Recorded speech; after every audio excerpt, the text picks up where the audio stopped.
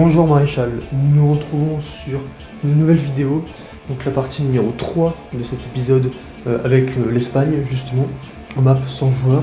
Donc j'espère que vous allez bien, moi personnellement ça va bien, ça va sans doute assez normalement.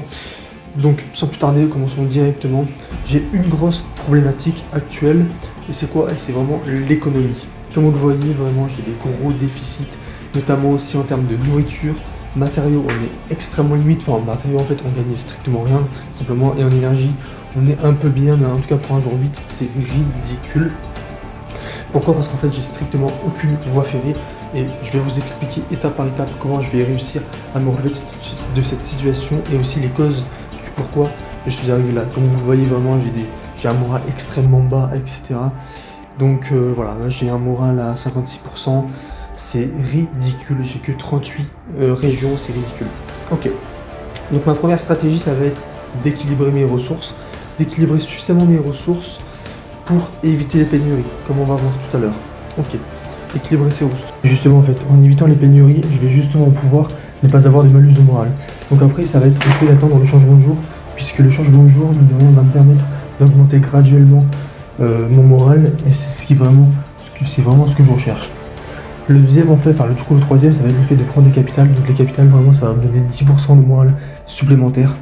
Donc c'est vraiment excellent, c'est vraiment tout ce que l'on veut, en fait. Donc c'est justement pour ça que là, j'essaie de prendre 2-3 capitales par-ci par-là, pour vraiment augmenter mon économie.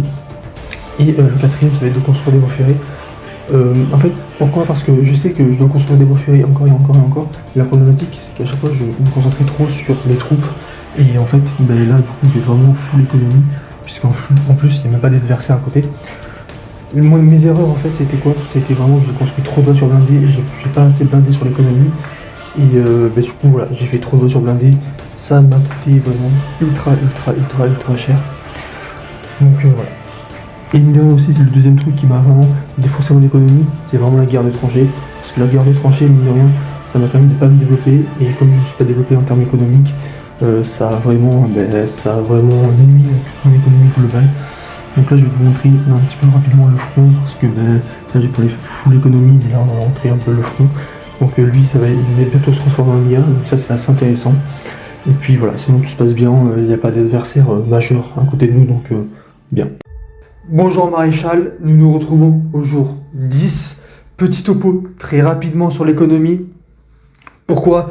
Parce que les directives que j'avais posées dans le topo d'avant, donc le jour numéro 9, finalement elles sont en vigueur, et moi je passe pas du jour numéro 9 au jour numéro 10 avec je sais pas moi, un déficit de moins 400 en ressources à plus 500, donc c'est pas comme ça que ça marche. Il faut avoir de la patience, il faut être rigoureux, et c'est la clé du succès. Donc le moral par contre qui augmente très rapidement, je crois de souvenir plus 10% de moral en un jour, c'est vraiment sympathique. Donc les troupes se font largement assiéger, la capacité offensive est largement diminuée, en fait il n'a plus de capacité offensive clairement, donc là c'est qu'une question de temps avant que son empire s'écroule. Donc petit topo ici, donc là on va passer à une grande menace, donc c'est l'Amérique qui constitue une menace existentielle en fait à notre coalition. Donc déjà en noir, c'est vraiment le fait de prendre et de détruire cette poche de résistance à tout prix. Au moins on sera sécurisé, et on aura l'Afrique et l'Europe rien qu'à nous, comme des gros égoïstes, effectivement. Donc là mes troupes se chargeront, après c'est moi qui l'ai créé le plan, donc j'ai pas trop concerté mes alliés pour l'instant. Mais bon, comme vous le voyez, après vous n'avez pas besoin de description claire, hein, vous êtes très intelligent. Bref, en tout cas mes troupes sécuriseront les côtes. La France qui doit avoir une base vraiment au Groenland, ultra important. Moi j'ai personnellement toutes les îles ici, donc ça va être à moi, de mon rôle à moi, de fournir vraiment un appui visuel à toute ma coalition. Donc voilà, ça c'est... Après je suis vraiment un débutant dans le fait de créer les plans, je suis pas un TC, enfin je crois que c'est pas un TC, mais je suis vraiment débutant, donc pardonnez-moi les professionnels qui me regardent, je sais que ça va vous arracher les yeux. Bonjour Maréchal, nous nous retrouvons pour le jour numéro 11. Donc, petit topo stratégique. Déjà, je vais vous montrer la composition des armées alliées. Donc, approximativement 360 000 hommes pour chacun de mes alliés, alors que moi, je n'ai à peine que 200 000 hommes. La situation est assez complexe, pour être tout à fait sincère. Je me sens très petit face à mes alliés. De surcroît, j'ai approximativement 50% de leur terre. Donc ouais, je me sens très petit, j'ai même pas d'industrie. Enfin, progressivement, ça se met en route, mais là, c'est colossal quoi. Je me sens vraiment faible, très faible. C'est pas que je me sens, c'est que je suis faible, mine de rien. Et ça me... Bon, je vais pas dire de gros mots, mais ça m'énerve, bien évidemment. Bon, quoi qu'il en soit, regardez le front, l'avancement du front. Donc la Perse qui se fait gentiment rouler dessus.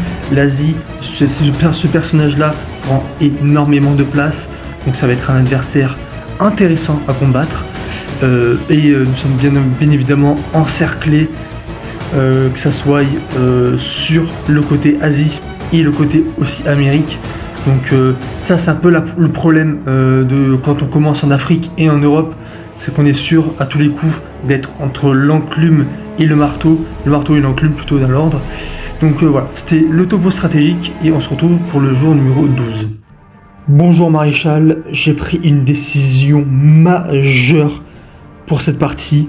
Je vais arrêter de recorder cette vidéo pour plusieurs raisons évidentes.